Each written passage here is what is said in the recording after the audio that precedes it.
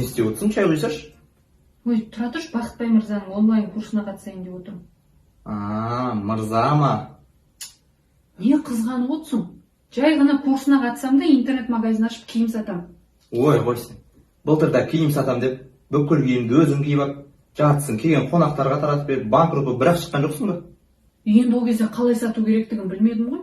Вот енді қатысып оқимын, еще ол кісіде ең жақсы нәтиже көрсеткен 5 адамға 200 мың теңгеден стипендиядан тағайындайды. Ертең бай кетсем, сенен ақша сұрамайын. Онда интернет-магазиннің атын Дидар деп қойшы. Қойшы, олай қоймайын. Онда курсқа мен де қатысам. Сөйтіп Дидар деген зат жасататын интернет-магазин ашып алам. 5 сотыңды. Сен онда шай ішсеңші, мен шай құйайын. Voyage, voyage.